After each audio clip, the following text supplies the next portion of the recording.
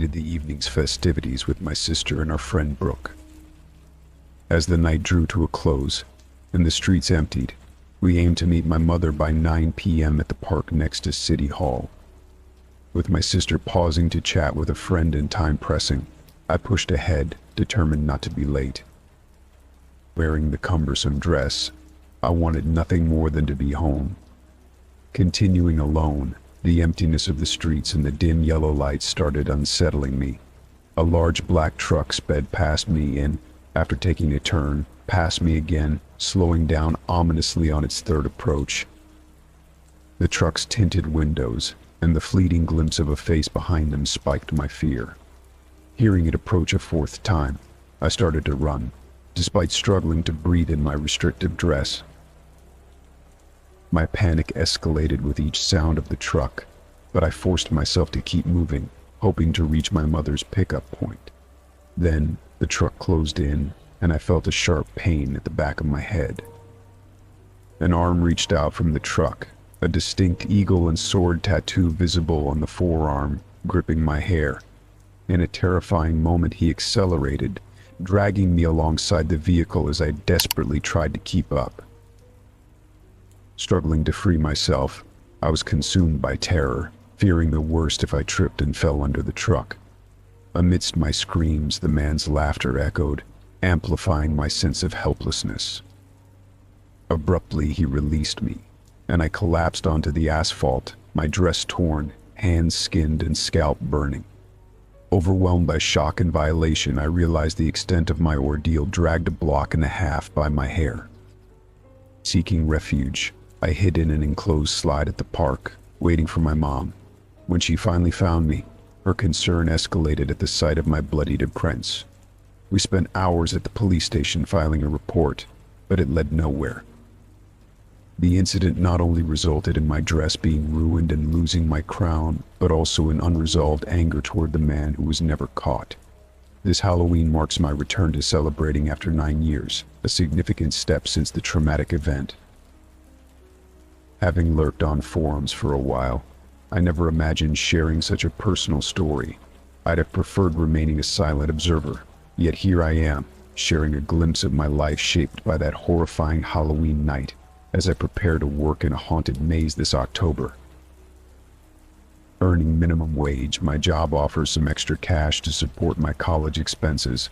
I work at a corn maze that doubles as a haunted house, but instead of scaring visitors, my role is at the picture counter. The maze captures photos of guests at a specific point, resulting in often hilarious and scared expressions, which they can purchase at the end. Having been here a few weeks working evenings, I've seen countless reactions captured, screams, jumps, and terrified stares. However, this changed one Friday night around 8:30 p.m. A photo came through, signaling a solo visitor. Following instructions, I prepared a single print and glanced at the monitor. The image depicted a man in black, complete with a jet black bowler hat, facing the camera directly, his expression unreadable, shrouded in shadows. Unlike any reaction I'd seen before, his calmness in the midst of designed terror unnerved me. Perhaps he was accustomed to such attractions, or forewarned of what to expect. Pushing aside my unease, I continued my shift, selling guests their memorable snapshots as we wrapped up close to 11 p.m.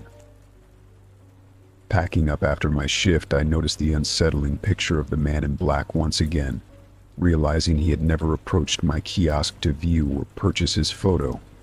This struck me as odd since exiting the maze necessitated passing by my station. I tried to brush off the unease and headed home. Yet the situation escalated the following night when another photo of the same man, this time smiling chillingly, came through around 8:30 p.m. His absence at my kiosk for the second night in a row, coupled with his unnerving grin, left me visibly shaken. Despite sharing my concerns with my boss and showing him both photos, his dismissal of the situation as a likely prank did little to ease my anxiety. Working again under the weight of my fears, I requested additional support from my boss due to the increasing unease, which he was unable to provide due to staffing constraints. However, he offered periodic check-ins, a small comfort against my growing apprehension. The illusion of safety was shattered early in the evening, around 7:45 p.m., as the realization of my isolation set in, heightened by the mundane yet urgent need to step away momentarily. Given the eerie persistence of the mysterious man and the sense of being targeted, the situation has escalated beyond a simple prank, leaving me to confront the chilling possibility of facing him again under increasingly sinister circumstances. The question of what steps to take next looms large, especially considering the dismissive response from my boss and the logistical limitations of the job. Seeing that eerie man standing at the edge of the cornfield, with no one else around and his sinister smile aimed directly at me, sparked an overwhelming panic. I sought refuge in a portable toilet, succumbing to fear-induced vomiting and uncontrollable tears. After a tense 15 minutes, I ventured back to my workstation, attempting to maintain composure despite the harrowing experience. Alex, noticing my distressed state, reached out to our boss for assistance. However, bound to the ticket counter, he advised Alex to stay with me until I felt better. My deep-seated aversion to disappointing others led me to insist that Alex return to her post, leaving me to face the remainder of my shift alone. Alone again and haunted by the recent encounter, I compulsively checked the photo feed around the time of my bathroom visit, relieved yet unnerved to find no sign of the man. It seemed he was aware of my absence from the kiosk, choosing instead to confront me near the bathrooms. His motives remain a mystery, whether malicious intent or an inexplicable message meant solely for me. The thought of quitting crossed my mind, but the difficulty of finding and training a replacement so close to Halloween, coupled with a strange primal fear that he might follow me regardless of my location, kept me rooted in place. This harrowing ordeal has left me feeling trapped, caught between my responsibilities and an escalating fear for my safety. Story 11. In a bizarre twist at a bustling amusement park in Long Beach, California, what seemed to be part of the decor in a fun house revealed a shocking truth. The crew of the $6 Million Man was filming an episode when they inadvertently discovered that a mannequin was actually the mummified remains of Elmer McCurdy, an infamous train robber from the early 1900s. This grim discovery came to light when a crew member accidentally dislodged the arm of the mannequin, revealing human bone beneath. Elmer McCurdy's life story reads like a tragic tale of ambition gone awry. Born in Maine in 1880 to a single mother, McCurdy's early life was marked by hardship and rebellion. Following his mother's death when he was just 20, he ventured west in search of fortune.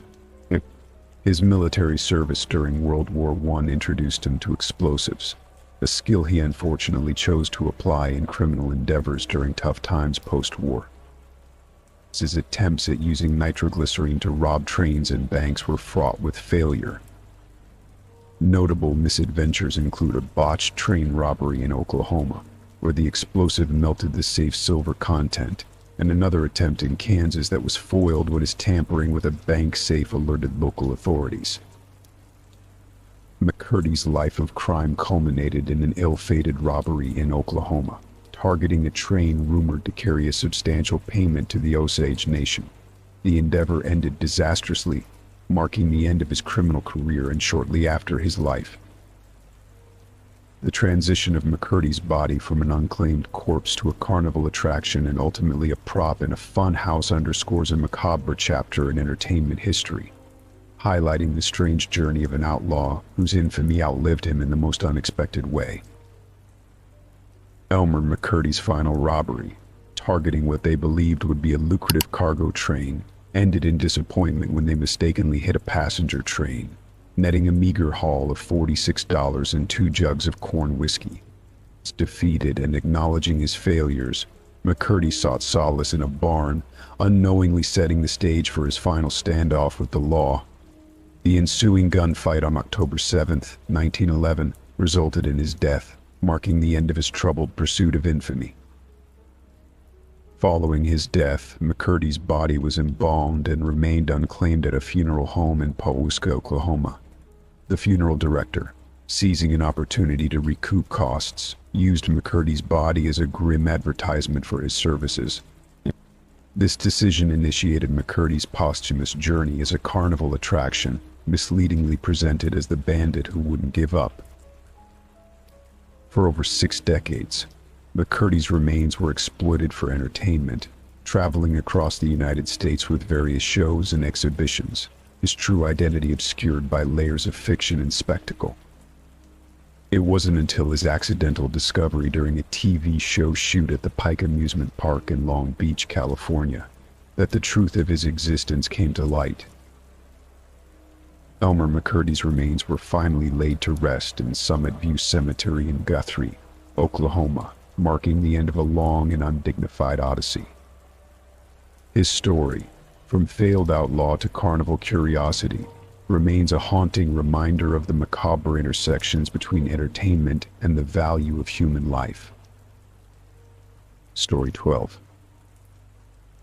On the eve of Halloween, during my middle school years, I found myself swept up in the excitement of costume hunting. This particular night, my mother, sister, and I ventured into a newly opened discount clothing store in a modest strip mall, arriving close to its closing time around 8:30 or 9 p.m. The store was unexpectedly vast and elaborately decorated for Halloween, making it all too easy to lose sight of each other among the aisles adorned with costumes and decorations. The festive atmosphere took a startling turn when a store employee, donning a skeleton mask, leapt out to scare me, much to the amusement of my mom and sister, who then wandered off to explore other sections, leaving me to browse alone. With my MP3 player as my companion, I tried to immerse myself in the sea of costumes. However, a persistent unease haunted me. I felt the prickle of someone's gaze, accompanied by an unsettling whistling sound whenever the sensation intensified. Trying to rationalize my fears amidst the presence of other shoppers, I eventually sought out my family, only to learn they were planning to check out the neighboring stores. Their departure left me navigating the sprawling store alone, my sense of unease growing with each whispered whistle and imagined shadow. This experience, nestled between the joyous anticipation of Halloween and the eerie, inexplicable sensation of being watched, encapsulates a moment of my youth, where imagination and reality blurred, leaving me to wonder about the unseen eyes that seemed to follow me through the costume aisles. As I continued to shop alone, the unsettling sensation of being watched persisted. Upon noticing a pair of dirty black sneakers peeking out from beneath the clothing racks, my unease solidified into certainty that I was being followed. Deciding to leave and join my family in Marshall's, the sound of footsteps closely mirroring my own quickened my pace, transforming my walk into a desperate sprint. My middle school track experience helped me maintain speed without losing breath, but the followers' steps did not wane. It was only upon exiting the store and confronting my pursuer, a young man dressed entirely in black, without any shopping bags, smirking menacingly, that panic truly set in. My inability to call out for help, paralyzed by fear, only intensified the situation. Ignoring the terror that gripped me, I dashed toward Marshall's, painfully aware of the man gaining ground. The fear of being abducted in the dimly lit strip mall, potentially dismissed as a mere Halloween stunt, propelled me forward. It was only through a desperate surge of adrenaline that I managed to reach the safety of Marshall's, but the nightmare continued as the man pursued me inside, both of us racing through the store at full speed. At this moment, the urgency of my flight consumed me entirely, leaving no room for thought beyond escape. The possibility of alerting others inside Marshall's to my peril didn't occur to me amid the chaos of the chase. Your quick thinking and agility in such a terrifying situation were remarkable, managing to evade a much larger pursuer by weaving through the tight spaces of the store displays undoubtedly saved you from potential harm. His aggressive attempt to reach for you, fortunately, drew the attention of others in the store, adding a layer of safety through visibility. Despite your distress and the serious danger you were in, Finding your mom and conveying the urgency of the situation was the best thing you could have done under those circumstances. It's disheartening to hear that your mom and sister have doubts about the severity of this encounter, attributing it to a prank related to the store employee in the skeleton mask. Such skepticism can indeed feel invalidating, especially when you've experienced such an intense threat to your safety. The distinction between the teenage employee and the menacing stranger who chased you is clear in your mind, marked not only by their appearance but by the palpable sense of danger you felt. Reflecting on this event and considering the what-ifs is natural, but it's important to recognize the strength and quick action you demonstrated in the moment. Not having your cell phone, coupled with the physical isolation of the situation, indeed made it more perilous. It's a chilling reminder of how quickly a seemingly ordinary situation can escalate into something dangerous. Your experience has understandably left a lasting impact, influencing how you protect and watch over your younger cousins in public spaces. It's a testament to your resilience and the protective instincts you've developed as a result of this harrowing encounter. Sharing this story serves not only as a cautionary tale but also highlights the importance of awareness and self-defense in unpredictable situations.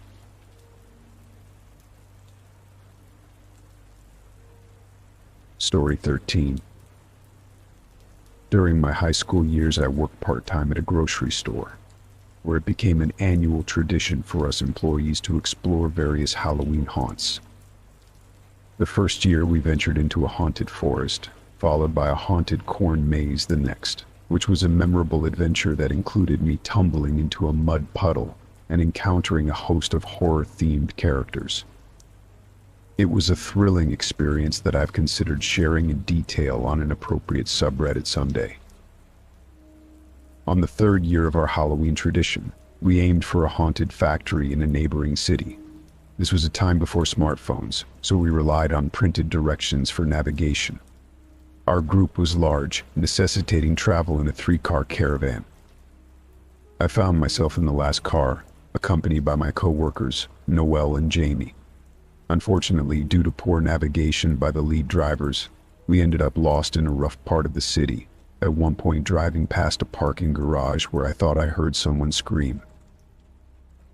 As luck would have it, our car got separated from the others at a stoplight, and despite our attempts to reconnect over the phone, coordinating our locations proved challenging. I was in the back seat, on the phone with Laura from the first car, trying to direct Noelle while Laura attempted to guide her husband. The situation was frustratingly chaotic. Eventually, I suggested that Noelle pull over so the others could find us. However, instead of choosing a more open and presumably safer location like a Burger King or an office building parking lot, Noelle decided on the parking lot of a shady bar, possibly because it was near a large key bank sign, making it a noticeable landmark.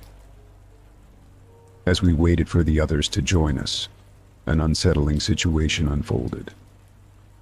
A line of about 7 cars entered the bar's parking lot.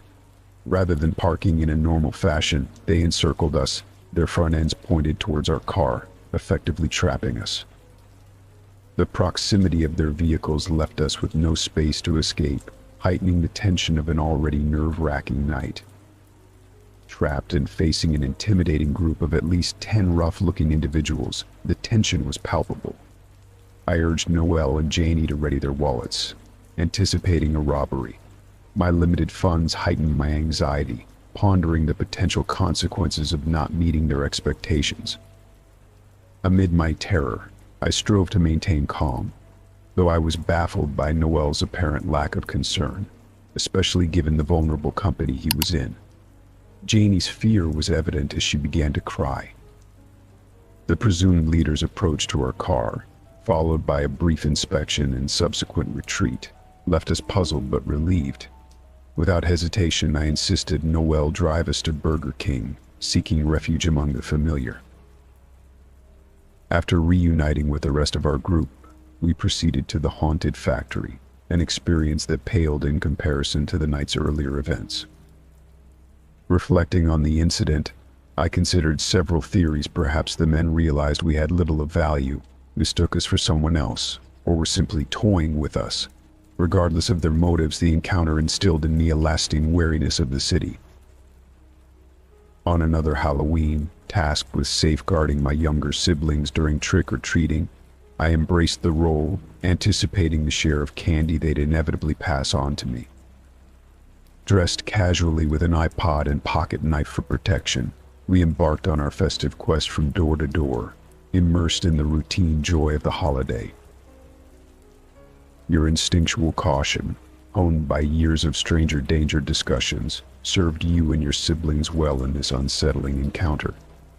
The situation, which began as a routine trick-or-treating outing, took an eerie turn upon approaching a house that had its porch light turned on unexpectedly. The absence of a response to your knocks, followed by the abrupt invitation from a shadowed figure in the doorway, understandably triggered alarm. The man's tone, suggesting an unseen smile, and his vague invitation inside without visible candy, rightfully intensified your concern. It's a scenario that many are warned about but hope never to face,